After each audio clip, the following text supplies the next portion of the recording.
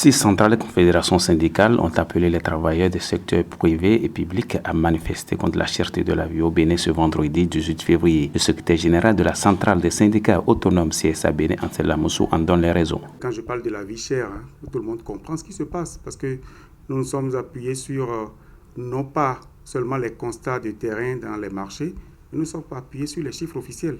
Et ce sont des chiffres officiels publiés par l'Institut de sondage de statistiques de l'État, qui est l'INSAE, qui a fait un travail sur les marchés des 6 principales villes du Bénin et qui a fait le constat qu'aujourd'hui, même les produits locaux comme le maïs, entre 2016 et 2021, le maïs a augmenté de 70%. En 2016 et 2021, l'huile d'arachide, c'est 102% d'augmentation. En 2016 et 2021, le kilogramme de tomates, c'est 107% d'augmentation. Regardez, on dit que les Béninois aiment avoir leur maison. Le fer à béton a connu une augmentation de plus de 170 000 francs. Le ciment est vendu par endroit à 78 000 francs. Je parle des chiffres officiels, donc des chiffres du gouvernement.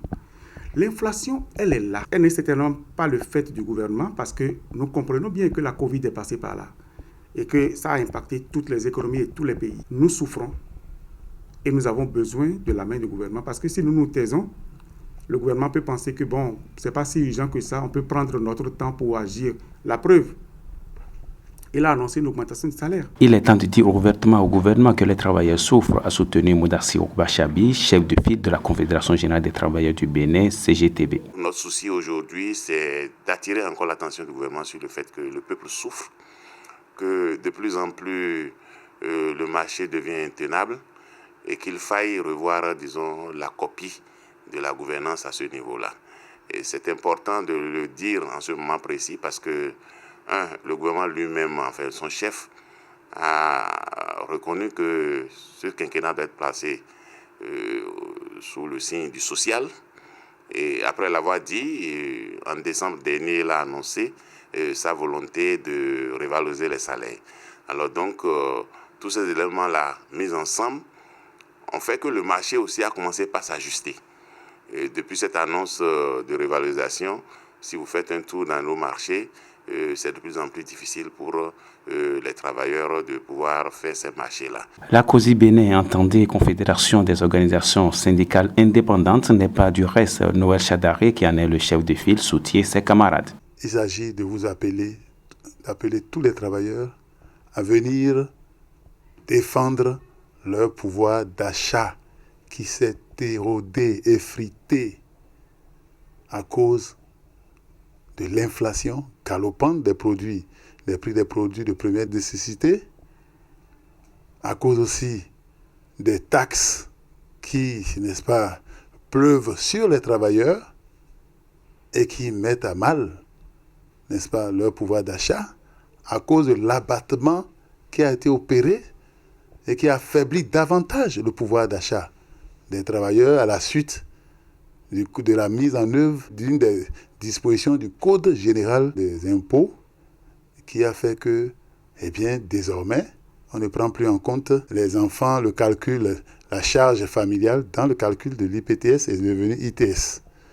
Et donc, autant de choses qui mécontentent les travailleurs parce qu'ils ont vu leurs conditions de vie complètement, leur pouvoir d'achat complètement s'éroder.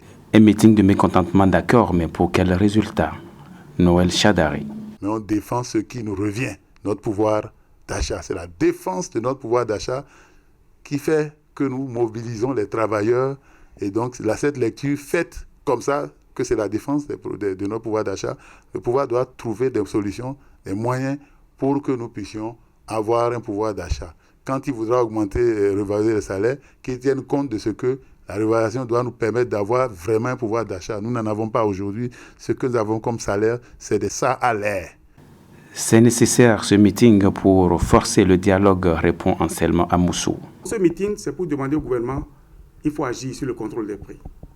Deuxièmement, il faut prendre un certain nombre de mesures qui peuvent être des mesures fiscales, qui peuvent être des mesures administratives et fortes pour que nous puissions sentir qu'il y a un relâchement sur cette pression-là que nous subissons. Selon Moudassirou Bachabi, il ne s'agit pas de l'opposition, mais d'une démarche constructive. Notre souci à nous autres, ce n'est pas d'engager un bras de fer avec le gouvernement, mais c'est surtout de forcer le dialogue sur la question. Forcer le dialogue parce que notre credo à nous, c'est faire en sorte qu'une gouvernance pacifique permet de régler les problèmes que nous avons.